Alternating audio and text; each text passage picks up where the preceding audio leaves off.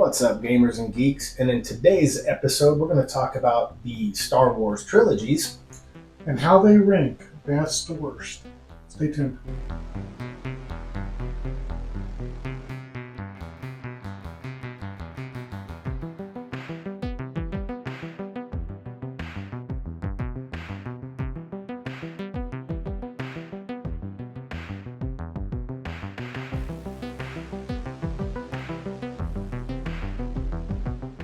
And this is yet another one brought to you by Sir Rick. I am your host, Matt. And I'm Rick. And we were texting, I think, the other day about some of these topics today, which is, September 27th, the day of these recordings. And he came up with another pretty good one, man. And what was your idea coming up with? Well, I thought you started it, and then we just kind of went back and forth. I think mine will be the other Star Wars one I think I came up with as far as our favorite characters of each movie that we can pretty much come up with. And then you're the one that decided to rank the trilogies, which I'm like, oh, that actually could be fun. Right, yeah. I mean, Matt is a bona fide Star Wars expert. Self-appointed. And I've watched them all and numerous times, but I wouldn't consider myself to have the knowledge that Matt has. So. Well, that's just the knowledge aspect of it. When it comes to book smarts, guys, sorry. I come up short. It's just science, man. You come up what? I come up short. Okay. In more ways than one. But so do you want to go by TMI then? Again, science. But you want to start off with what we think is the worst to first, why? We can. Or what but if we start with the worst, it might put us to sleep. I think the worst trilogy already put a lot of people to sleep. And we might agree on all these, but yeah, we could start with the worst. Well, I mean, this is going to be a no-brainer. So we have the choices: the original, the prequel, and the shitty. And the sequel. Would that be the sequel? Okay.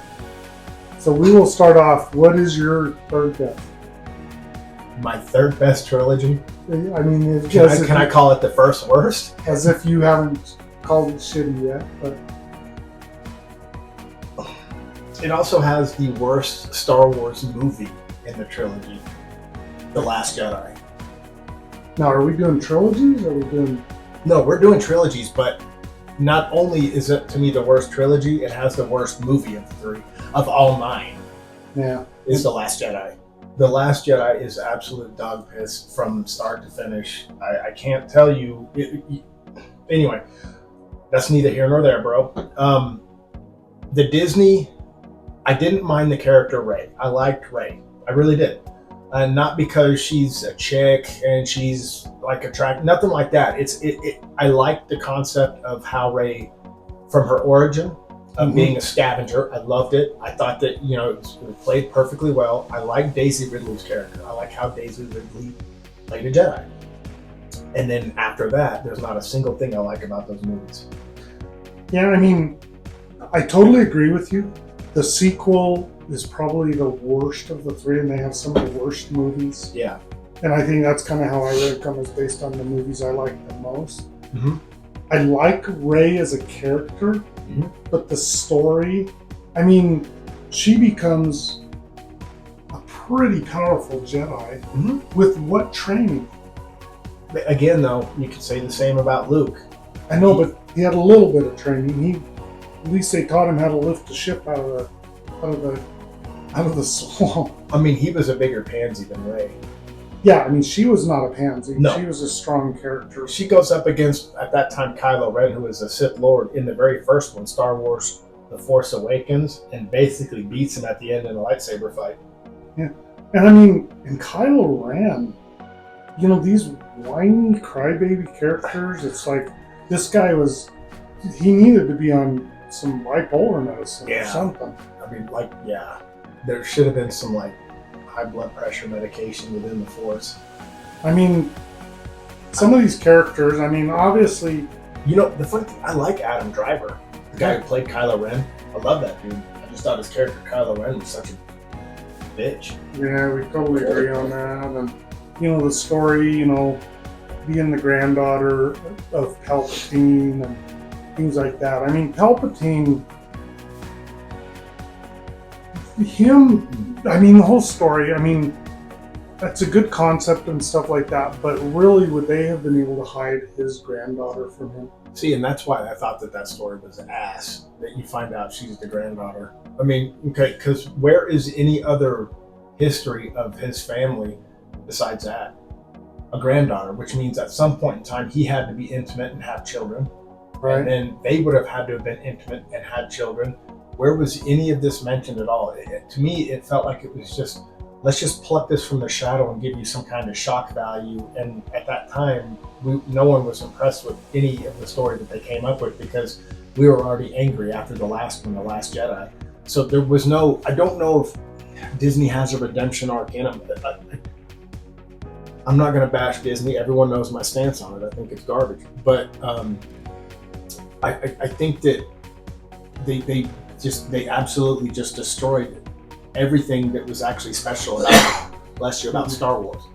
I mean, they had a series come out called The Acolyte, and they totally made Anakin being special and born through the Force more common and less special, and they ruined it. And so my point is, Disney has ruined all the authenticity that you once felt in the Star Wars brand, because it feels corporate.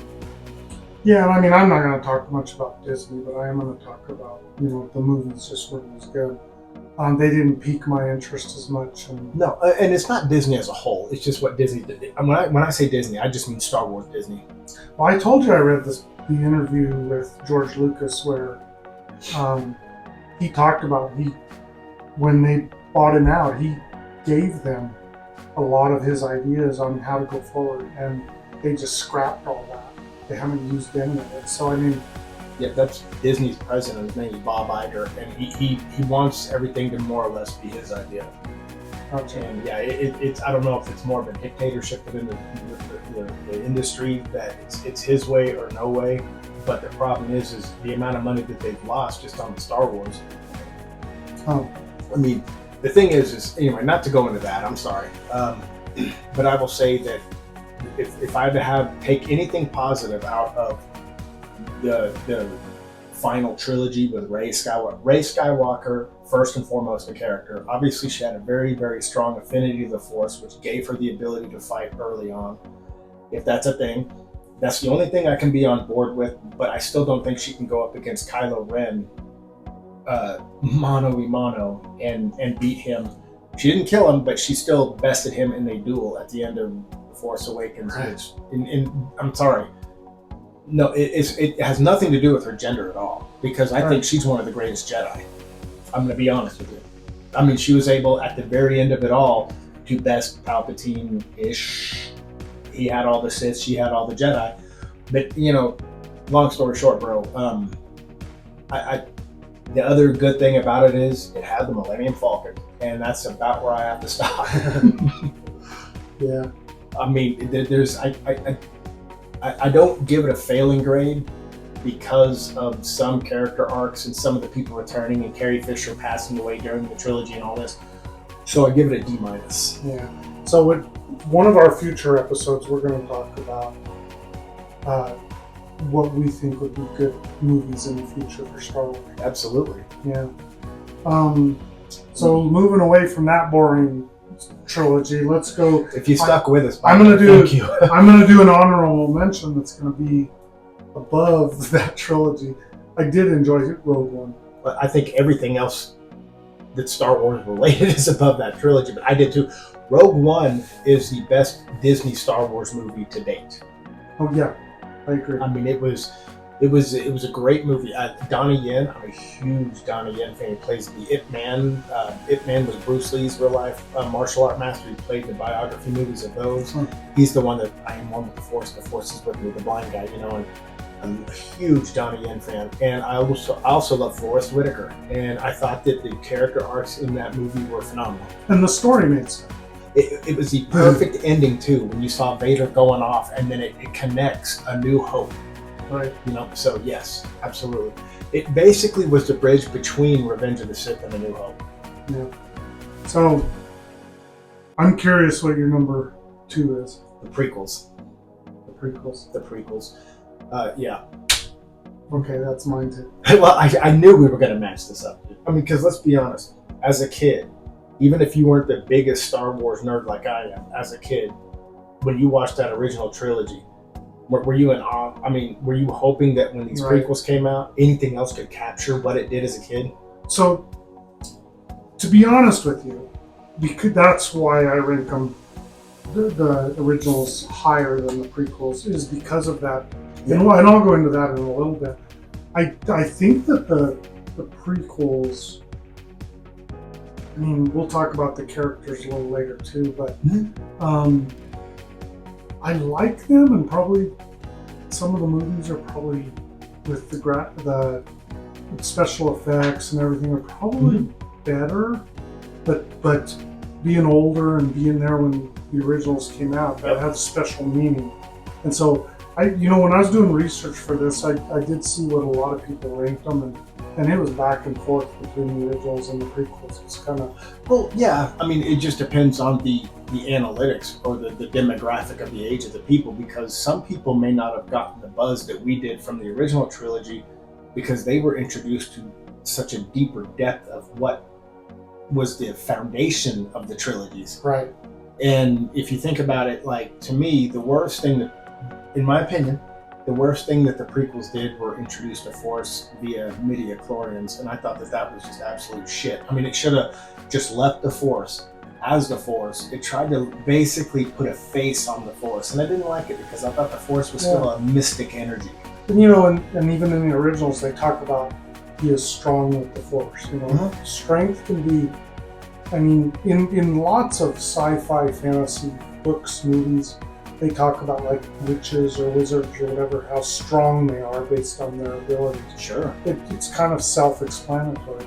Yeah, exactly. I mean, and I think that the prequels were as good as they were, and I think that's in large part due to the way Ewan McGregor portrayed Obi-Wan Kenobi. I mean, he legitimately studied Alec Guinness, Sir Alec Guinness. He legitimately studied the original Obi-Wan Kenobi, and he just, like, I don't know how someone can't look at him and think, wow. I mean, with an exception to, of course, how bad he must have aged in 19 years. Yeah. But you take that out of the equation, he is the perfect younger Sir Alec Guinness. And I thought that he was, that's why eventually we'll talk about why he is my favorite character in that story arc. Yeah, timelines, definitely, the aging didn't work out for him. No. They missed the boat on that one. Yeah, I mean, he aged 50 years in 19. I Right. think that's safe to say. He had a hard life out in the desert. Apparently, the sun really had that, sand people, and bantha. I don't know, man. Yeah. But yeah, I think the prequels are enjoyable. It delved deep. It still had that Lucas feel in a lot of ways. It gave you a lot of introduction to a lot of different Jedi, which we didn't have from the original. Right. We got to see an array of Jedi. We got to see the Jedi when they were actually flourishing and, keeping the peace and whatnot. And I don't think any movies really delve deep enough into the Sith. And even though I don't like to normally do evil, like in D&D or any alignment, I want to see a deeper Sith storyline with like the Exar Kuns or, some of these older Sith back in the day. Like when they started the Rule of Two. Yes. Way back then, there's a lot of different stories that can come up. I think they need some Old Republic era movies, and in a bad way, but unfortunately it needs to be done by Lucas. Let me take that back though. Unless Disney actually listens to some of the people that have worked on the Old Republic and kind of works hand in hand with them, I think that they could get it right. I think Disney has a redemption arc if they go to the Old Republic and do it justice. You heard it here. And I wonder if they would even bring Lucas in to consult with them. And even if they didn't, because Lucas didn't really have much as far as the Old Republic. Okay, these are a lot of the expanded universe, like BioWare did Knights of the Old Republic, and then there's a computer game out there called Star Wars: The Old Republic. You could play that and probably stream it. Mm-hmm. But yeah, I mean, some of those people that wrote the Old Republic should be consulted with and let Disney. I think if they brought them in, they could do it justice, because there's some great Old Republic stories that just blow the Skywalker story away. Sounds like there's some pride pride issues there, though. Well, and I hope there's not. I legitimately feel that if they listen to them, bro, you're hearing it from me. Disney could redeem themselves. I said it. Yeah. I mean, I like to think that faith I have. Okay. But So- yeah, let me give it an overall grade. I would give the prequels a B-. Yeah, I hadn't really thought about that, but I did enjoy them. They got a pretty good rewatch value too, brother. Like I find myself, no, you're good. I find myself rewatching them a lot, and like you said, special effect. Okay, here's another question about the prequels though. Look at the lightsaber duels in the prequels versus the first trilogy. If we're going no force, just lightsaber ability, Anakin, Obi-Wan, and Darth Maul in the prequels would wipe out anybody in all of the films. Right. I mean, although Rick did once tell you guys Yoda is overrated. Well, I don't know that his lightsaber skills are overrated. No, He was pretty good. no, but he did fail. Yeah. I mean, Palpatine beat him. But yeah, bro, that's my grade. I'm giving it a D- for the shitology. I'm giving it a B- for the. It's passing? Whoa. Well, yeah, remember I said there's a few in there. We had Rey and we had the Millennium Falcon, so I'm grading on a curve. We had a B- for the prequels, and now Dang. What do you like about the original so much? the magic that it gave me as a kid, everything that surrounded it, from comic books to the figures to Halloween costumes to the lunchboxes to everything you could think of. Yeah. So people do not understand, or maybe our viewers do, and maybe I'm just saying something that I shouldn't, but Yeah. when the original movie came out, they were moving away from special effects. They were moving away from science fiction. They were, like, even if you think about Star Trek, not to bring that into a Star Wars conversation, No. but it failed when it came out originally. It did not do well. Right. And so George Lucas had to create his own special effects department, basically. He created his own company, and he billed for everything they did in Star Wars. What a genius. So I mean, the previous year the big movie was Jaws, Mm-hmm. but it really wasn't. So when Star Wars came out, it was like, that's why it hit so huge with kids and everybody, because there was nothing like it. Right. There wasn't a Battlestar Galactica or anything like No, that. there was none of that. There was no Buck Rogers. There was no. I mean, Yeah. if you think about it, look at all of the stuff that came out after Star Wars. Yeah. I mean, didn't even Disney kind of throw its hat in the ring and make one similar called the Black Hole? Something like You remember that with Maximilian and that droid Vincent? vaguely. I mean, there was like Yeah. the Time Machine, and then there was that one Lost in Space. Yeah. But they were, I mean, in comparison to what Star Wars put out there, I mean, why do you think George Lucas became rich from his special effects company? He paved the way and pioneered sci-fi as far as when that came out in '77. Although, correct me if I'm wrong, Spaceball was a major influence on Star Wars. I see your Schwartz is as big as mine. Yeah. I mean, if you go back to like we were talking about comparing the prequel and like the martial arts and the way they did the stuff, but when it came out, it was like far and above anything that had been seen in a long time. You're talking about the originals. Yeah, the originals. And so, just different time, different age, but there wasn't, I mean, even like the swordplay in that, I mean, that's what I call it, swordplay, even though it is right. No, it is. It's swordplay, though, yeah. I mean, it was just incredible for its time. So, I mean, and I mean, I'd give that an A, definitely. Oh, yeah, most definitely. I mean, for me, The Empire Strikes Back is the best Star Wars film ever made, in my opinion. I agree. Yes, there was something about it. Star Wars came out, and you were hungry. You were hungry for something massive, and then not only did it deliver on that hunger, but it left you with one of the biggest freaking cliffhangers of all time. and Han Solo being frozen in carbonite. Right. Were you not devastated after you left that theater thinking, that's it? Han Solo? He was kind of irritating sometimes. He was, but as a kid, you didn't want to see him frozen in carbonite. I remember waiting 3 years thinking, is he going to come back? Yeah, for sure. I mean, all I had was Indiana Jones, Raiders of the Lost Ark. Yeah. I mean, so, yeah, and then, to me, the worst of the original three is Return of the Jedi. The Ewoks left a lot to be desired. I heard you had an Ewok poster posted above your bed. Yeah, that's when I started dating women, though.